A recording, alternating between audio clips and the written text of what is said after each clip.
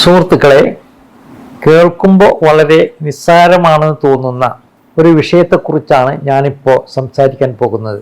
ഏതൊരു മനുഷ്യനും ഈ ഭൂമിയിൽ വന്ന് ഭവിച്ചാൽ ജീവിതത്തിൽ കുറേ സമയം ഉണർന്നിരിക്കുകയും കുറേ സമയം ഉറങ്ങിക്കിടക്കുകയും ചെയ്യുന്ന അവസ്ഥയുണ്ട്. ജനനം തൊട്ട് മരണം വരെ ഇത് രണ്ടും ഇതിന് വിഹിതം വെച്ചുകൊണ്ടാണ് ജീവിക്കുന്നത്. കൊച്ചു കുട്ടികളാകുമ്പോൾ കൂടുതൽ ഉറക്കമുണ്ടാവും. വളർന്ന് വരുമ്പോൾ ഉറക്കം കുറേ കുറഞ്ഞു വരും. രാത്രി കാലഘട്ടങ്ങളിൽ കൂടുതൽ സമയം നമ്മൾ ഉറങ്ങി വിശ്രമിക്കും. ഉറക്കം ഒരു വിശ്രമമാണ്. ഉറക്കം മനുഷ്യൻ്റെ ശരിയായ വിശ്രമത്തിൻ്റെ ഇനി ഇടവരുത്തുന്ന സംഗതിയാണ് എന്ന് ഏവർക്കും അറിയാം. ഉറക്കമില്ലാതിരുന്നാൽ അതിന് വിശ്രമം നഷ്ടപ്പെടുകയും മനസ്സ് പ്രവർത്തിക്കുന്നതിന് സഹായകമാകുന്ന ശക്തി ലഭിക്കാതിരിക്കുകയും ചെയ്യും. മനസ്സിൻ്റെ പ്രവർത്തനം മുഴുവൻ പ്രയാസകരമായി തോന്നുന്ന ഒരവസ്ഥ ഉറക്കം നഷ്ടപ്പെട്ടവർക്കുണ്ടാവും. എന്നാൽ മനസ്സെവിടെയാണ്? എല്ലാ മനുഷ്യർക്കും വിഹിതം വെച്ച് കൊടുക്കാനുള്ള മനസ്സ് ഈ പ്രപഞ്ചത്തിലുണ്ട്. ഓരോരുത്തർക്കും അവർ ഭാഗിച്ചു കൊടുത്തിട്ടുണ്ട്. ഭക്ഷണം പോലെയല്ല. ഭക്ഷണം നമ്മൾ ഇഷ്ടമുള്ളത് നമുക്ക് കിട്ടുന്നത് നമ്മൾ ഭക്ഷിച്ച് ശീലം വരുത്താം. എന്നാൽ ഉറക്കം അഥവാ മനസ്സിൻ്റെ ഈ ഉറക്കം എന്ന് പറയുന്ന ഇതിൻ്റെ വിഹിതം ഓരോ ആൾക്കാരും സ്വയം ശീലമാക്കി കൊണ്ടുവരിക തന്നെ വേണം. പ്രകൃതി മനുഷ്യന് ഉറങ്ങാൻ സമയം നൽകിയിട്ടുണ്ട്. ഉറങ്ങണമെന്ന് പ്രകൃതി നമ്മളാരും വേണമെന്ന് വെച്ചിട്ടല്ല ഉറങ്ങുന്നത്. ഉറക്കം നമ്മളിൽ പ്രകൃതിദത്തമായി നൽകപ്പെട്ട ഒരു കഴിവാണ്. ഏറ്റവും സന്തോഷകരമായ നിമിഷം എപ്പോഴാണ് ഒരാളുടെ ജീവിതത്തിൽ ചോദിച്ചാൽ ഏതൊരാളൊരു സംശയമില്ലാതെ പറയും ഉറക്കത്തിലാണെന്ന്. ഉറക്കം എന്തൊരു ആസ്വാദകരമാണ്. ഉറങ്ങാൻ സാധിച്ചില്ലെങ്കിൽ എല്ലാം പോയി. ഉറക്കം അവിടെ നമ്മളെ ഇഷ്ടാനുസരണം വേണ്ടുവോളം നമ്മൾ സങ്കല്പത്തിലൂടെ സ്വപ്നത്തിലൂടെ നമ്മൾ പലതരത്തിലുള്ള അവസ്ഥയിലേക്കും മനുഷ്യൻ്റെ മനസ്സ് ഉറക്കത്തിൽ യാത്ര ചെയ്യും. ആ ഉറക്കം ലഭിക്കുന്ന അവസ്ഥ മസ്തിഷ്ക ഞരമ്പുകളുടെ വിശ്രമഘട്ടം നമ്മൾ സംജാതമാക്കാൻ സാധിച്ചില്ലെങ്കിൽ അവരിലുണ്ടാകുന്ന അപകടകരമായ മാനസികാവസ്ഥകൾ അത് തൻ്റെ ജീവിതത്തെ എങ്ങനെയൊക്കെ ബാധിക്കും എന്നുള്ളതാണ് ഇന്ന് വല്ലാത്തൊരവസ്ഥയിലേക്ക് കടന്നു പോയിട്ടുള്ളത്. എങ്ങനെയാണ് ഇതൊക്കെ മാനസിക രോഗം ഉണ്ടാകുന്നത് മാത്രമല്ല, മനുഷ്യൻ്റെ മനസ്സിൻ്റെ എല്ലാ തരത്തിലുള്ള പിരിമുറുക്കങ്ങളും അയാളുടെ പെരുമാറ്റങ്ങളുണ്ടാകുന്ന മാറ്റങ്ങളും അയാൾ എന്തൊക്കെ ഒരു മനുഷ്യനല്ലാത്ത രീതിയിൽ എങ്ങനെയൊക്കെ അയാൾ പെരുമാറിക്കളയും. ഒരിക്കലും ഒരു തരത്തിലുള്ള നല്ല സ്വഭാവവും ഇല്ലാതെ മൃഗീയമായ രീതിയിൽ എന്തു ചെയ്യാനും പ്രേരിപ്പിക്കുന്ന ഒരു വികടമായ മനസ്സ് അവൻ ചിലപ്പോൾ പലതും ചെയ്യാൻ സ്വന്തക്കാരെ തന്നെ സ്വയം തന്നെ ചിലപ്പോൾ ജീവൻ നഷ്ടപ്പെടുത്താനും അല്ലെങ്കിൽ സ്വന്തക്കാരെ ആൾക്കാരെ ജീവൻ നഷ്ടപ്പെടുത്താനും തരത്തിലുള്ള ഒരു മനസ്സിൻ്റെ ഉടമയായിട്ട് വികലമായൊരു മനസ്സ് അവനെ പലതും ചെയ്യിപ്പിക്കും. വാസ്തവത്തിൽ ഇതിനൊക്കെ ആവശ്യമായിട്ടുള്ള ഏറ്റവും പ്രധാനപ്പെട്ടത് മനുഷ്യന് ഉറക്കം ഉണ്ടാവണം എന്നുള്ളതാണ്. ഉറങ്ങിക്കളയണം. ഉറക്കമാണ് ഏറ്റവും വലിയ നേട്ടം ഒരു മനുഷ്യന് ലഭ്യമാവുന്നത്.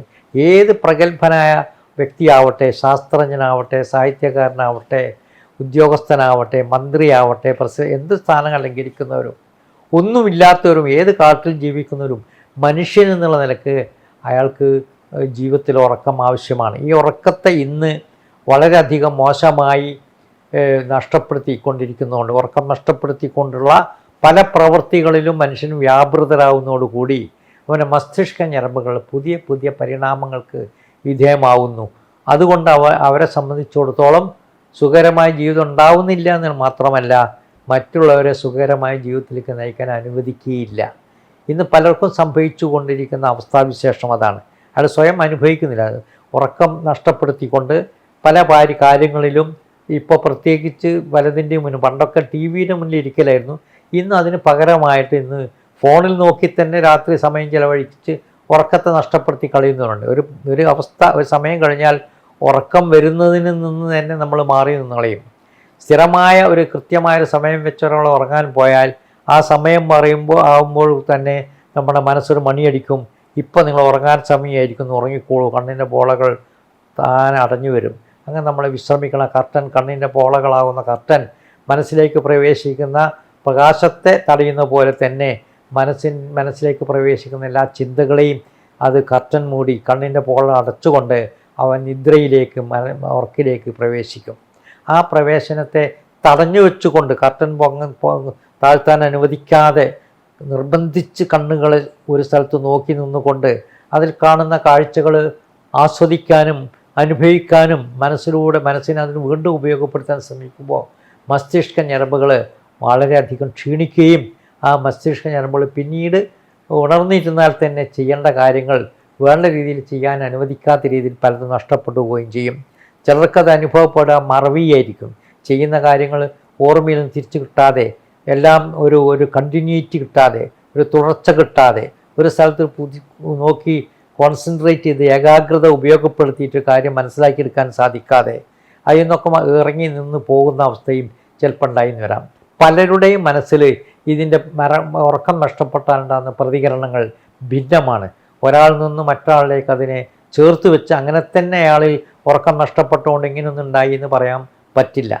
നാം മനസ്സിലാക്കി കഴിഞ്ഞതാണ് മാനസിക രോഗികളിൽ പലരും ഉറക്കം ലഭിക്കാതെ പ്രയാസപ്പെടുന്നവരാണ്. മാനസിക രോഗികൾക്ക് ഉറക്കം ലഭിക്കാതിരിക്കുമ്പോൾ ഉണ്ടാകുന്ന അവസ്ഥ അവരുടെ മസ്തിഷ്കം ഉറക്കമില്ലാതെ പ്രവർത്തിച്ചു കൊണ്ടിരിക്കുന്നു. ഉറങ്ങാൻ അനുവദിക്കാതെ മസ്തിഷ്കം അനുഭവം വളരെയധികം പ്രയാസപ്പെടുത്തിക്കൊണ്ട് ഉറക്കം നഷ്ടപ്പെട്ടുകൊണ്ട് എന്തിനെങ്കിലും ഒന്നിനെ ചിന്തിക്കുകയാണോന്ന് അറിയില്ല. എന്തായാലും ഉറക്കം എന്ന് പറയുന്ന വിശ്രമം കിട്ടാത്തതിൻ്റെ പേരിൽ മസ്തിഷ്ക അനുഭവം ക്ഷീണിക്കുകയും അതിൻ്റെ ഫലമായിട്ട് മനുഷ്യൻ്റെ പ്രവർത്തനങ്ങളൊക്കെ താളം തെറ്റിപ്പോവുകയും ചെയ്യുന്നു. മാനസിക രോഗികളെ നമ്മൾ കാണുന്നത് അങ്ങനെയാണ്. ഉറക്കമില്ലാത്ത കാരണം എന്തൊക്കെയാണ് ചെയ്യുന്നത് അറിയില്ല, രാത്രി ഉറങ്ങില്ല, പിന്നെ രാവിലെ എഴുന്നേറ്റ് കഴിഞ്ഞാൽ അവരുടെ പെരുമാറ്റ രീതികളിലൊക്കെ മാറ്റം വരും, അത് രാത്രി ഉറങ്ങുകയും ചെയ്തില്ല. അങ്ങനെ വരുമ്പോൾ ഉണ്ടാകുന്ന അവസ്ഥാവിശേഷങ്ങൾ നമ്മൾ പലപ്പോഴും മനസ്സിലാക്കി കഴിഞ്ഞാണ്. ഉറക്കത്തെപ്പോലെ ഭക്ഷണം കിട്ടിയില്ലെങ്കിലും കുഴപ്പമില്ല, ഉറക്കത്തെപ്പോലെ ഇങ്ങനെ ആവശ്യം ഒരു മനുഷ്യൻ്റെ ജീവിത ആരോഗ്യത്തിന്, മനസ്സിൻ്റെ ആരോഗ്യത്തിന് മാത്രമല്ല ശാരീരിക ആരോഗ്യത്തിന്, മനുഷ്യൻ സർവ്വതാ എല്ലാത്തരം ആരോഗ്യത്തിനും ഈ ഉറക്കം അനിവാര്യമാണ്. അത് നഷ്ടപ്പെടുത്താൻ ഒരിക്കലും ഇടവരുത്തിക്കൂടാ.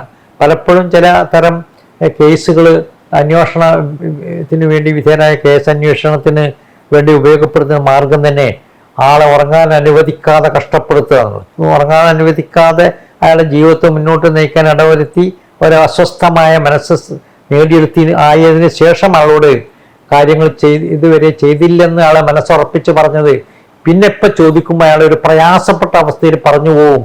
ഞാൻ തന്നെ ചെയ്തത്, ഞാൻ തന്നെ കട്ടത്, ഞാൻ തന്നെ കൊലപാതകം നടത്തി, ഞാൻ തന്നെ അവിടെ പോയത് ഇവിടെ പോയതെന്നൊക്കെ അയാൾ അസ്വസ്ഥമായ മനസ്സ് ഏത് സ്വസ്ഥത കിട്ടട്ടെ എന്ന് ആലോചിച്ചിട്ട് അങ്ങനെ പറഞ്ഞു പോകും. അങ്ങനെ പറയിപ്പിക്കുന്ന അവസ്ഥയിൽ പോലും ചിലപ്പോൾ നമ്മൾ ചില ചികിത്സാന്വേഷണ രീതിയിൽ കാണാറുണ്ട്. അതുപോലെ നമുക്ക് ചിലപ്പോൾ വളരെയധികം ക്ഷീണിച്ച് കഴിഞ്ഞാൽ എന്ത് കാര്യപ്പെട്ട സംഗതിയാണെങ്കിലും ഇപ്പം നമുക്കത് ചെയ്തുകൂടാ, ഞാൻ ഉറങ്ങുകയാണ്, എനിക്കൊന്നും വേണ്ട, എല്ലാം നഷ്ടപ്പെട്ടാലും വേണ്ടില്ല, അതെനിക്ക് ഉറങ്ങണം എന്ന് പറയുന്ന നിർബന്ധം പിടിക്കുന്ന മനസ്സുണ്ട്.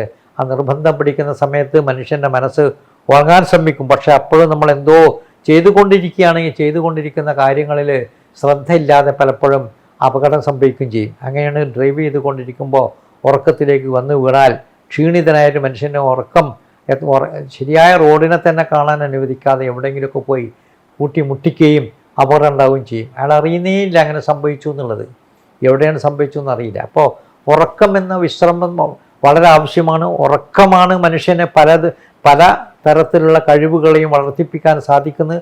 ഉറക്കം എന്ന ആ അവസ്ഥാവിശേഷത്തെ പോലെ ഇത്ര അത്ഭുതകരമായി മനുഷ്യ മനസ്സിൽ വളർത്തിയെടുക്കാൻ സാധിക്കുന്ന മറ്റൊരു സംഗതി ഇല്ലെന്നിരിക്കെ അതിനെ നഷ്ടപ്പെടുത്തിക്കൊണ്ടിരിക്കുന്ന സംവിധാനങ്ങൾ ഇന്നത്തെ ആധുനിക ലോകത്തെ ഏറ്റവും വലിയ നാശം തന്നെ മനുഷ്യനെ ഉറങ്ങാൻ അനുവദിക്കാത്ത രീതിയിൽ ആസ്വദിപ്പിക്കുക എന്നുള്ളതാണ്.